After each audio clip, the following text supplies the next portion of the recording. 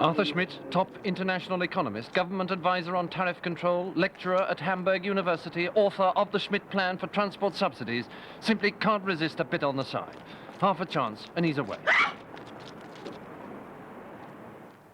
Norbert Schultz, chairman of 32 companies and a brilliant fiscal theoretician. But one glimpse of a bit of tail and you can forget it. You might not see him for weeks. Professor Thomas Voitkovich lectures on business studies at the Württemberg Institute. Son of the famous industrialist, he's always slipping it to someone, blonde or brunette. If it goes, he'll chase it. The latest figures These 6 men have just produced a controversial report for the Iron and Steel Advisory Committee of the Common Market Secretariat, the most vital decision-making body in European politics today.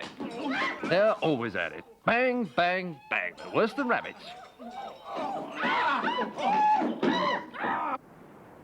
Here in Brussels, headquarters of the Common Market, prices have soared. It now costs £10 for half an hour at her flat and up to £20 for a hotel room with trapeze. In Rome, agricultural experts have spent nearly 3 weeks having a good time with some ladies.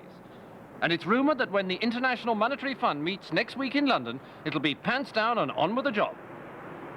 Why are so many of these top financial experts so keen to get into bed with young girls, to rub themselves up against bare skin, to put their tongues into other people's mouths, to poke their fingers into tight brassiers, and to bury their faces in handfuls of underwear? We asked a sociologist. They're probably just confused. What exactly is it that makes them want to go to bed with these people and do these apparently irrational things to them? Is it for tax concessions? Is it allowable expenditure against half-yearly profits? Is it something to do with central heating? Do they eat too much citrus fruit? Whatever the reason, in the light of this, should the common market now be cancelled? Has it become just a thin excuse for a multinational orgy, or is it still a serious attempt to aid the rich? And will tariff cuts bring more trade, or just a higher birth rate? Even as I speak to you now, in this famous Munich bank behind me, there are some people who 17 or 18 pounds a night.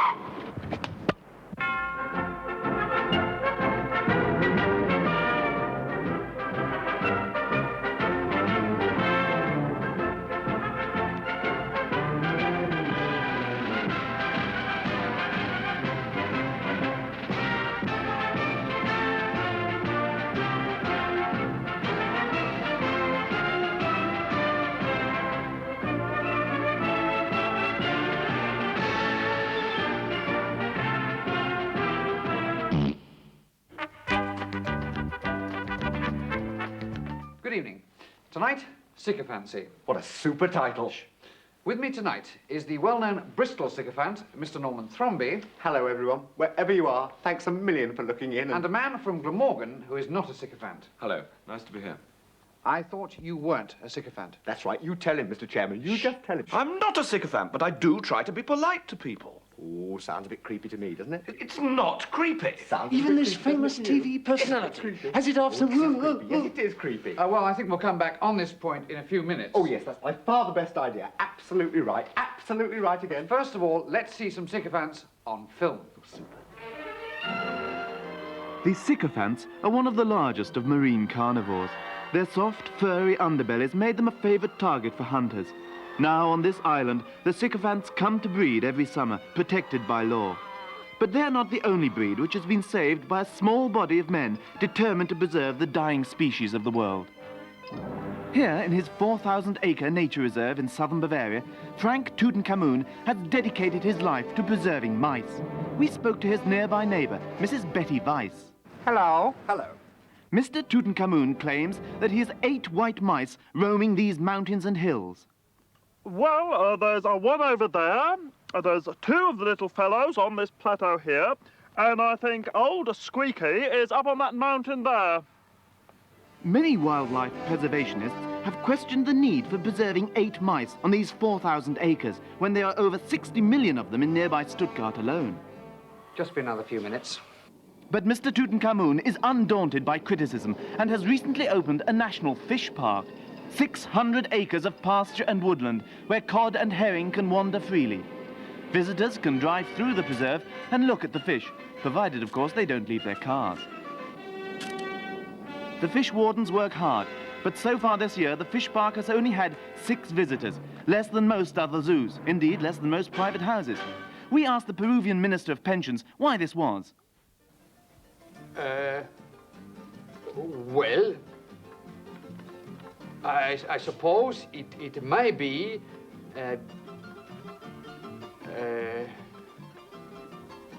because... He hadn't a clue. But it's mice that are the big business here, and every Monday Frank Tutankhamun rides out to count his herd. He takes with him 3 of his most tough and hardened mouse boys. This is mouse country, where a man can ride for days and days without seeing his auntie. But suddenly they're in luck. Frank has spotted a mouse, and the chase is on.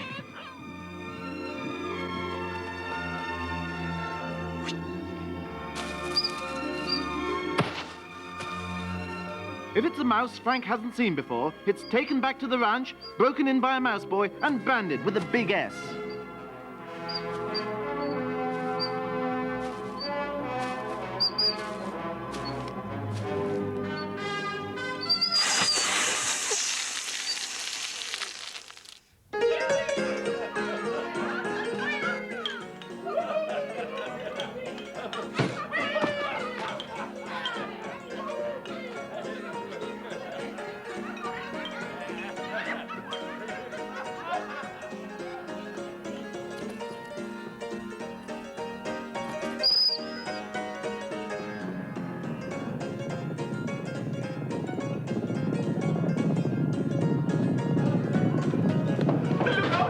He's a mouse stampede!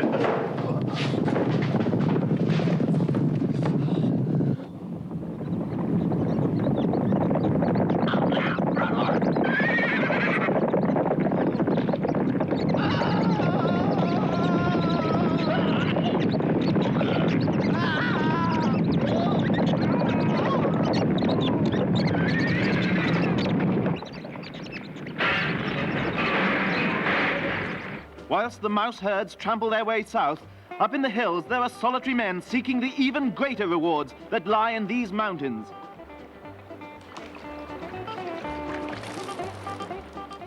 The single magic word that has tantalized man since the dawn of history. Chickens! Gabby has spent 50 years panning for chicken. He, like many other prospectors, remembers the great chicken rush of '49 when this whole river ran with chickens. Then they were defeated by primitive methods. Now they're defeated by progress.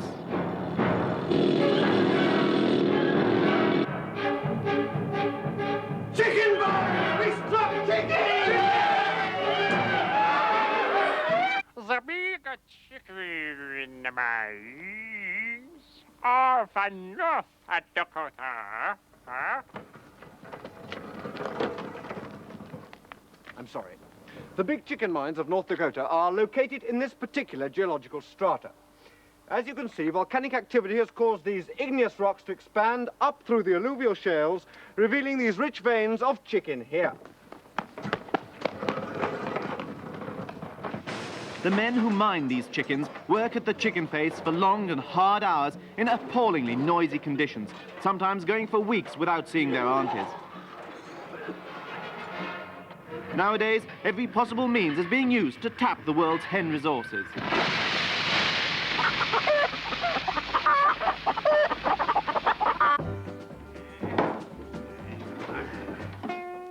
There you are, pure chicken from up the creek.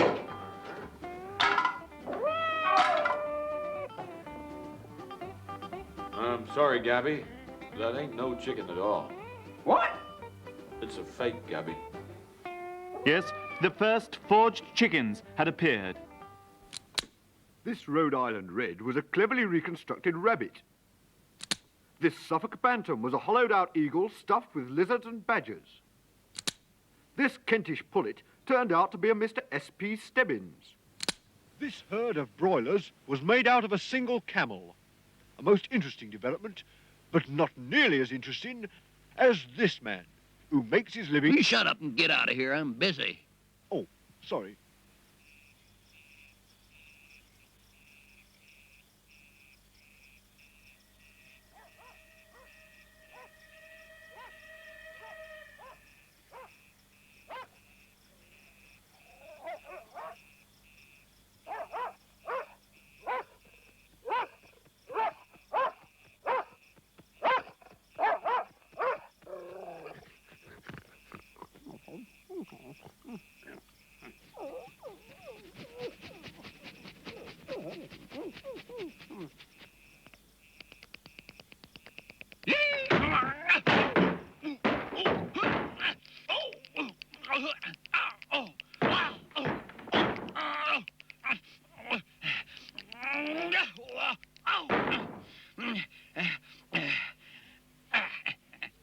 Heinrich Bonner is a professional flea buster, capturing, breaking and training wild fleas for Europe's leading flea circuses.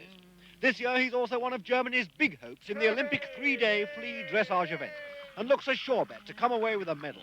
Good luck, Heinrich. Huh?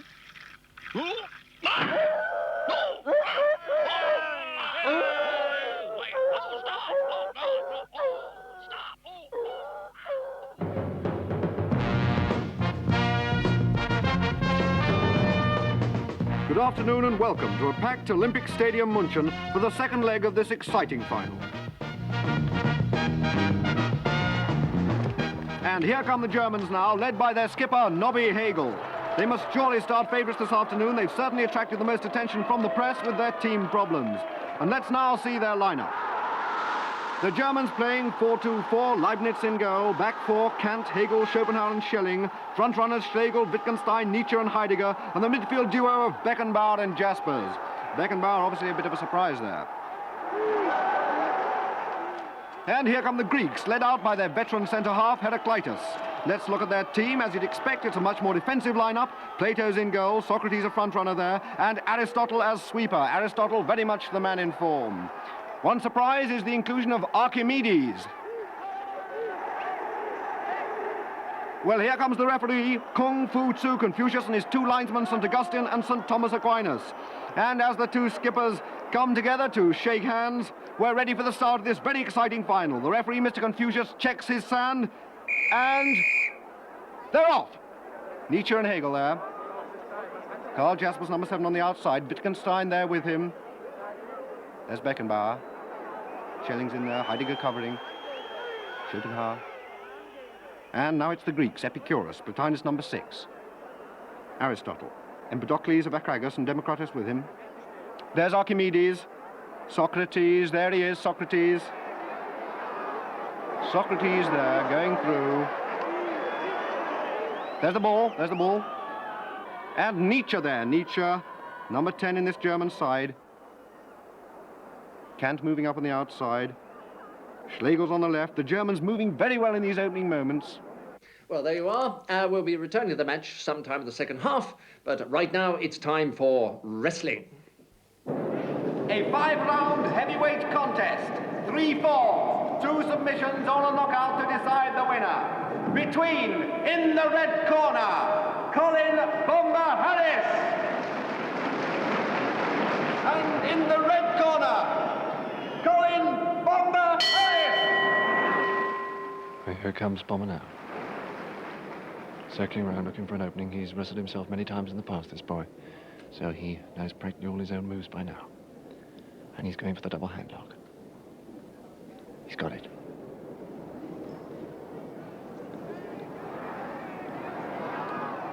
There's the head squeeze.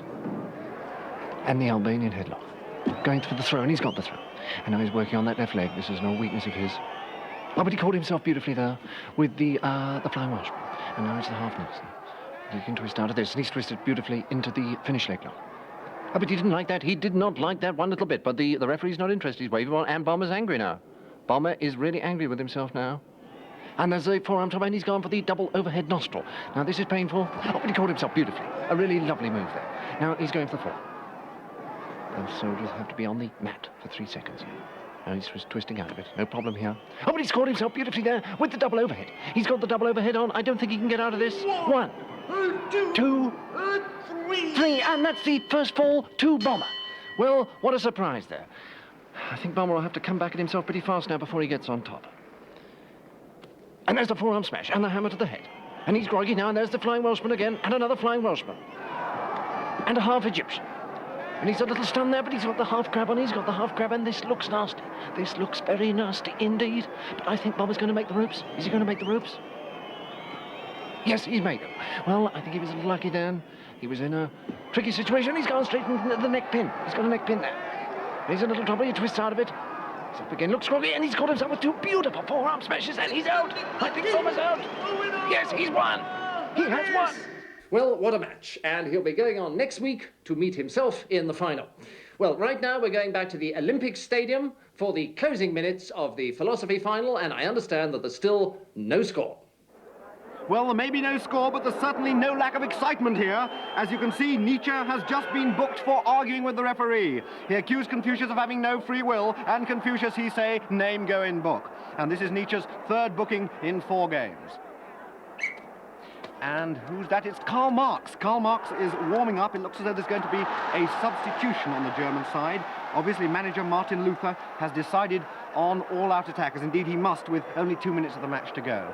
But the big question is, who is he going to replace? Who's going to come off? It could be Jaspers, Hegel, or Schopenhauer. But it's Wittgenstein who saw his auntie only last week. And here's Marx. Let's see if he can put some life into this German attack. Evidently not. What a shame. Well, now, with just over a minute left, a replay on Tuesday looks absolutely vital. And there's Archimedes. And I think he's had an idea. Eureka! Archimedes out Socrates. Socrates back to Archimedes.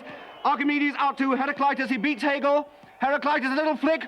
Here he comes on the far post. Socrates is there. Socrates headed in. Socrates has scored. The Greeks are going mad. The Greeks are going mad. Socrates scores. The beautiful cross from Archimedes. The Germans are disputing it. Hegel is arguing that the reality is merely an a priori adjunct of non-naturalistic ethics. Kant, by the categorical imperative, is holding that ontologically exists only in the imagination, and Marx is claiming it was offside.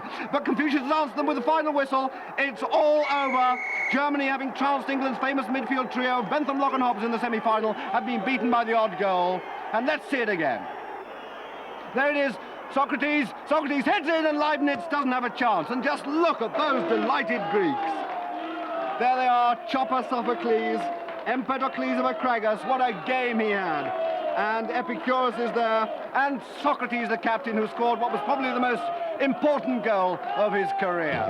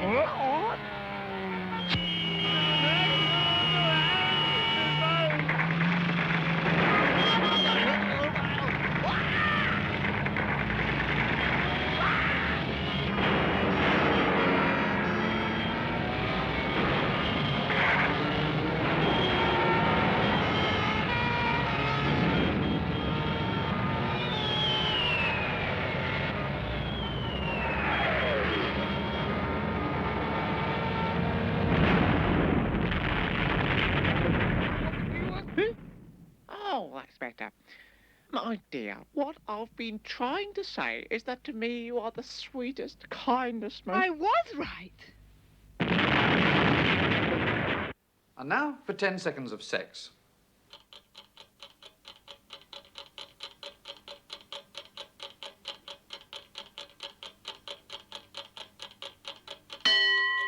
Okay, you can stop now. Why do they go on about it? Isn't there anything else of interest to these people?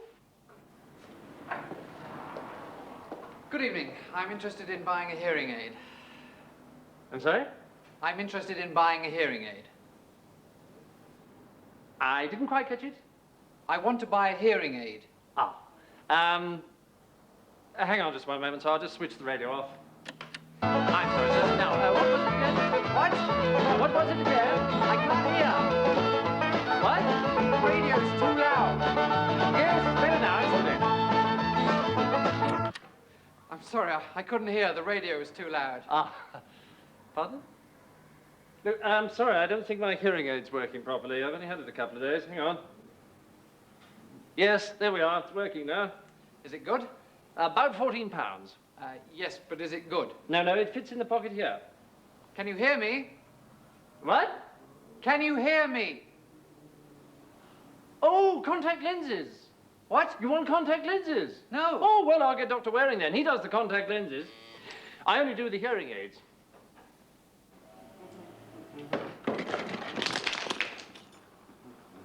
Ah, good morning, sir. You want some contact lenses, do you? What? You want some contact lenses, do you? I can't hear what you're saying, Dr. Waring. I think you need a hearing aid, not contact lenses. No, I want the hearing aid. Who said that? Is there someone else in here? What? I think there's someone else in here. Yes, it's me. Here. Ah, you wanted the contact lenses, did you? No, I want a hearing aid. Ah, well, Mr. Rogers will look after you. Someone to see you, Mr. Rogers. He'll be down in a minute. Now, you wanted the contact lenses, did you, sir? Would you come this way, please? What? This way, please. I don't understand, Dr. Waring. Just in here.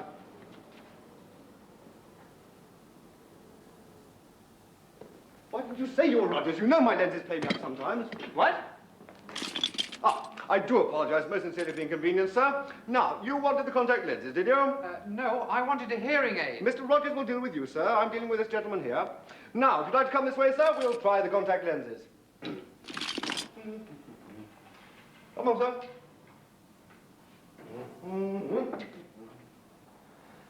Now, Dr. Rogers, I want a hearing aid. Pardon? I'm sorry. Look, I'm worried about Dr. Waring. I think he thinks he's with someone. Hello? Hello? Well, had you better go and tell him? No, I better go and tell him. Dr. Waring? Oh, there you are. I thought I'd lost you. No, Dr. Waring, you're not with anybody. Oh? Well, who's that talking to me then? Come on, don't be silly. Sit down. What? Why didn't you say you were Rogers? About 6:15. Ah, sorry, sir. Now, then, you wanted the contact lenses, did you, sir? No, I wanted a hearing aid. Ah. So you must be the gentleman who wanted the contact lenses. No, I want a hearing aid. Ah, Mr. Rogers! 2 gentlemen here would like hearing aids. What? I can't hear you, Dr. Waring. I think it must be my hearing aid. Hang on a moment. Ah! It's so loud it hurts! Oh, that's better. Wait a moment. I'll not be contacts, huh?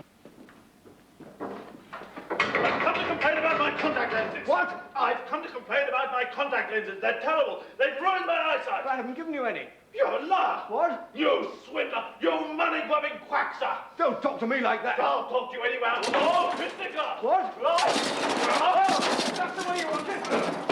Back away, I know. It's too big for you, eh?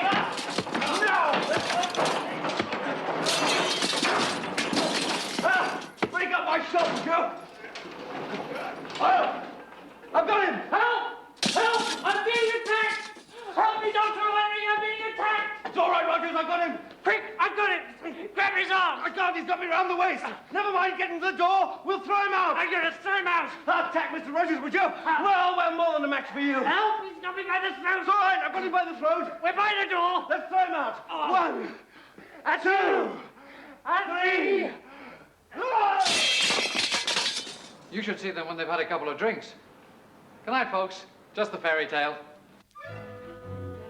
Once upon a time, long, long ago, there lay in a valley far, far away in the mountains the most contented kingdom the world has ever known. It was called Happy Valley, and it was ruled over by a wise old king called Otto. And all his subjects flourished and were happy, and there were no discontents or grumblers, because wise King Otto had had them all put to death along with the trade union leaders many years before. And all the good, happy folk of Happy Valley sang and danced all day long, and anyone who was for any reason miserable or unhappy or who had any difficult personal problems was prosecuted under the Happiness Act. Gaspar Schlitz, I put it to you that you were, on February the 5th of this year, very depressed with malice aforethought, and did moan quietly, contrary to the Cheerful Noises Act. I did. May I just explain, my lad, that the reason for my client's behavior was that his wife had just died that morning.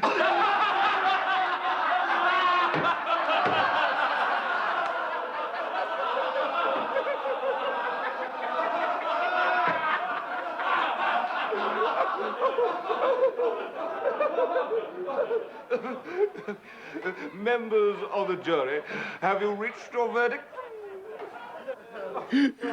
Guilty.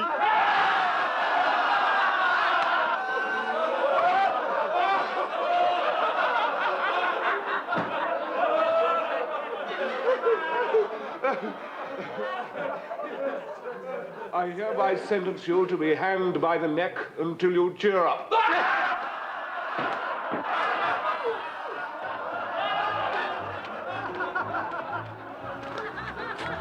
And while the good folk of Happy Valley tenaciously frolicked away, their wise old king, who was a merry old thing, played strange songs on his Hammond organ all day long, up in the beautiful castle where he lived with his gracious queen, Syllabub, and their lovely daughter, Mitzi Gaynor, who had fabulous tits and an enchanting smile and a fine wit and wooden teeth which she bought in a chemist in Augsburg despite the fire risk.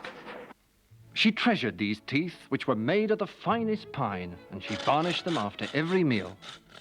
And next to her teeth, her dearest love was her pet rabbit, Herman. She would take Herman for long walks and pet and fuss over him all day, and she would visit the royal kitchens and steal him tasty titbits, which he never ate because, sadly, he was dead, and no one had the heart to tell her because she was so sweet and innocent and knew nothing of death or gastroenteritis, or even plastic hip joints.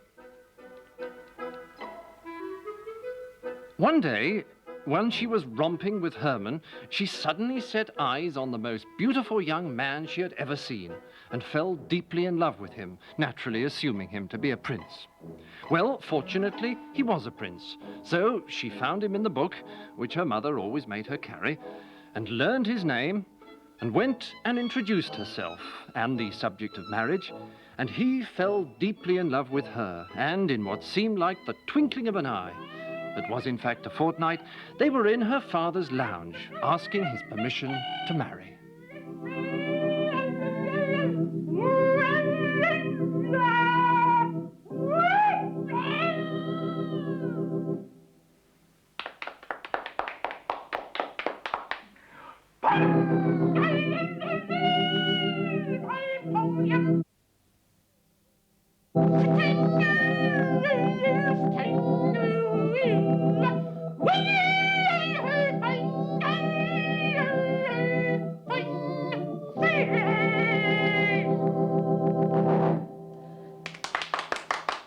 Daddy? Yes, daughter? We have something to ask you. A request! Sir, may I have your daughter's hand in marriage? Well, I don't know it, but if you hum it, I'll soon pick it up. No, sir, I really do wish to marry your daughter, sir.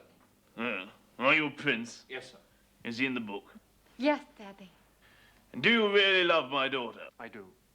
Well, in that case, I must set you a task to prove you worthy of her hand in marriage. I accept. You must climb to the highest part of the castle first thing tomorrow morning, armed only with your sword, and jump out of the window.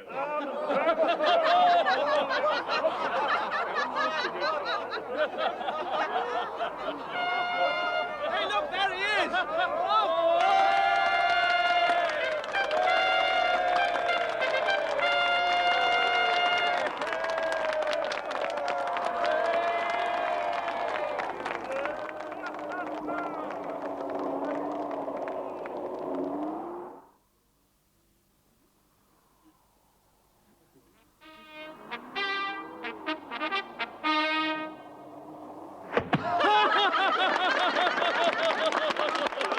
Can we get married now, Daddy? I'm afraid not, daughter. He wasn't worthy of you. Oh, Daddy. Would he have to go into the ground like all the others?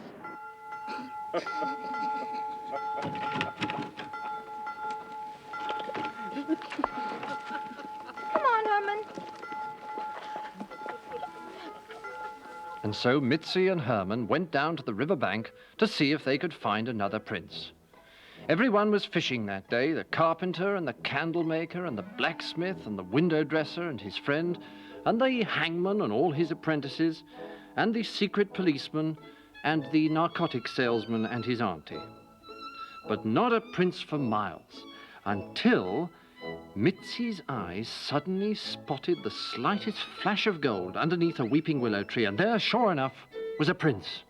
He was rather thin and spotty, with a long nose and bandy legs and nasty, unpolished plywood teeth, but, thought Mitzi, a prince is a prince, and she fell in love with him without another thought.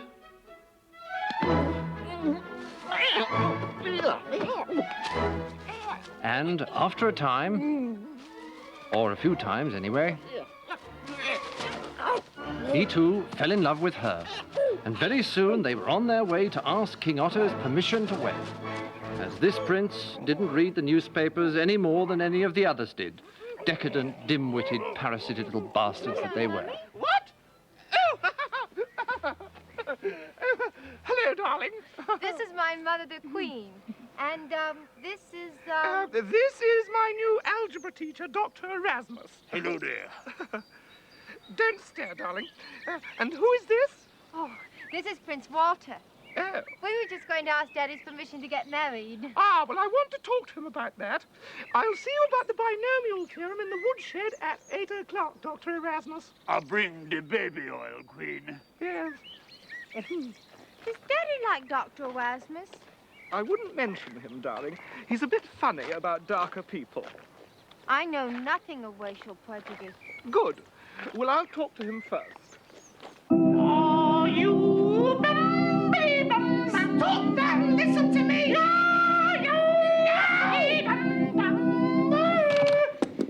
Plug my organ in.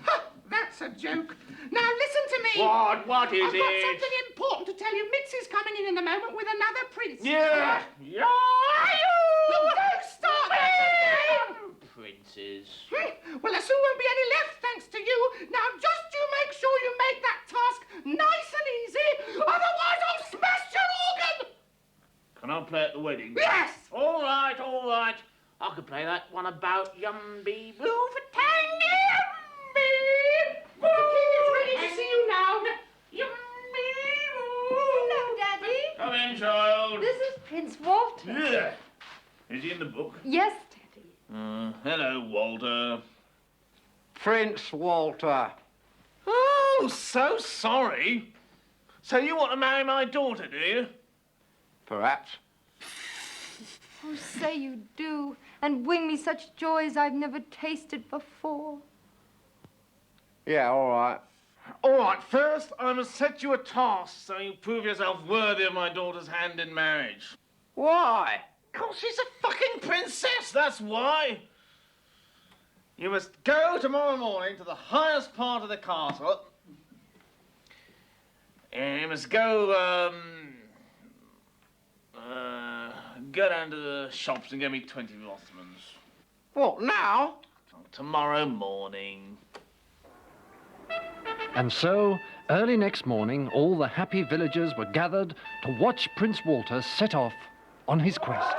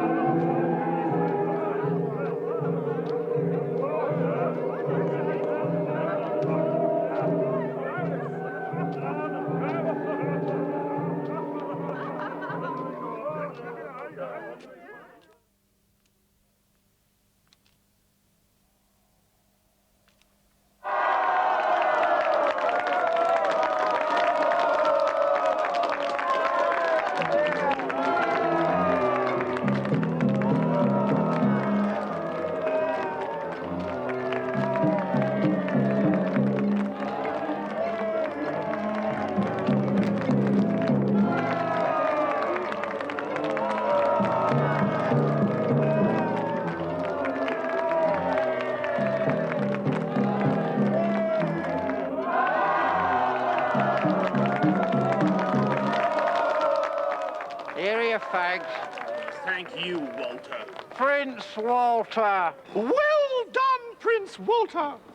Loyal subjects, faithful followers, this is indeed a proud moment for the Queen and myself.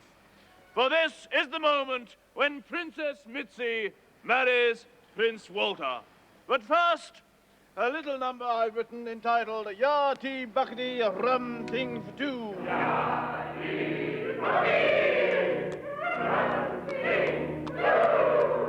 Halt! Halt! Halt, I prithee, gentle king. Who are you? What do you want? Belt up! I am Prince Charming from the Kingdom of the Golden Lakes, good Sir King. Page 4 in the book. And I crave the hand of your beautiful daughter, Princess Mitzi. You're too late. What? I've got a charming. Now buzz off. Wait a minute. Mitzi is not betrothed yet. What?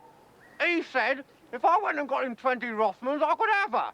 Got you 20 Rothmans? I had to go down the town. For Princess Mitzi? Yes. For this priceless treasure? For this most perfect of all God's creatures? I think I'm falling in love again. For this finest and most delicate flower in the whole of this geographical area, I will face in mortal combat that most dreaded of all creatures. A dragon! And I shall slay it single-handed to prove myself worthy of your enchanting daughter, O king. I accept. What? I accept. Tomorrow morning, then. Where's he going to get a dragon from? I provide my own.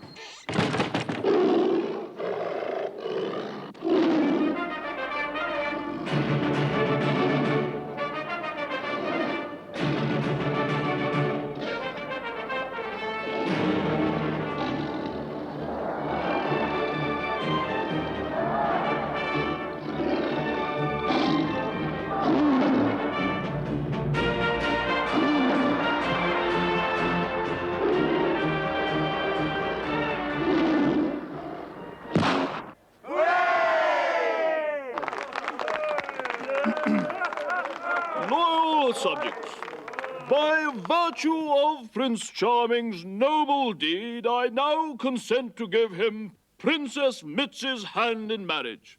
But first, the B-side of my latest single. I'll be revenged on the lot of you. Nobody in Happy Valley worried about Prince Walter's threats, and the joyous day soon arrived for the royal wedding.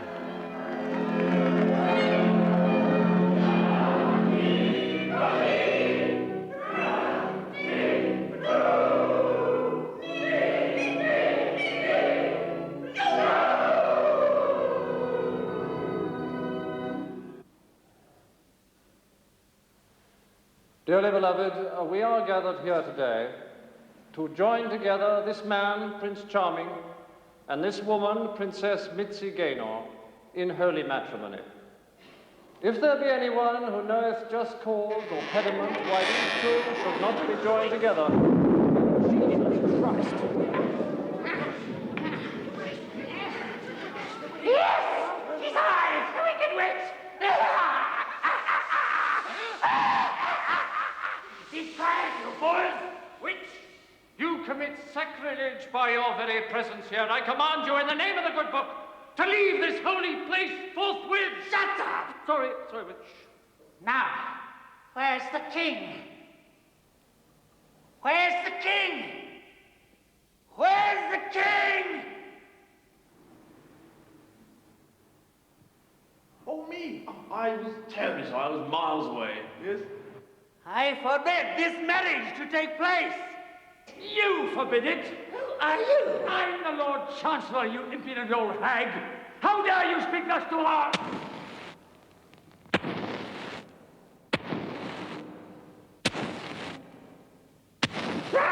Now watch it. Now, Mitzi marries Prince Walter, or I curse the lot of you and your aunties. Mitzi marries Prince Charming. I'm warning you. Carry on with the ceremony.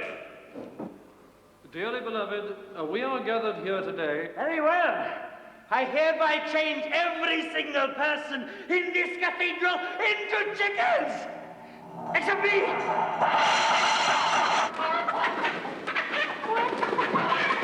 Oh, bugger.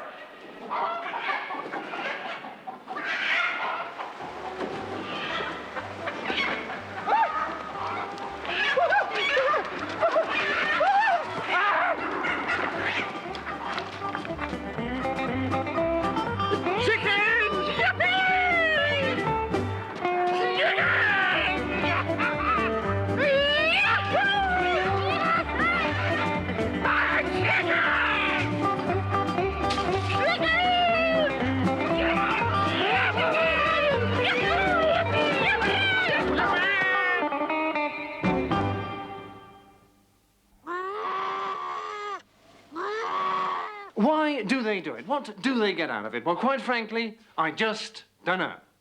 Good night. Come on, Eric. Let's go and get dinner.